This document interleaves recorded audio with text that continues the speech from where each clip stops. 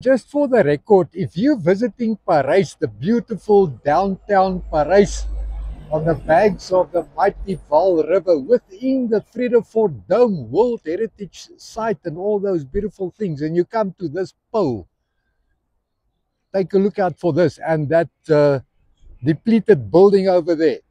This pole and that depleted building over there. If you come down one of the streets in Paris and you see this, then you know you're right there at this little shop, Koffie op die stoep, which means coffee on the stoep.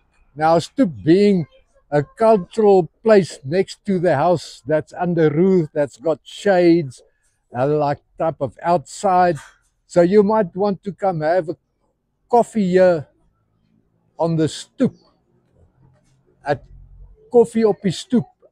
And here you will also find the best coffee in town and definitely the best pies in Paris.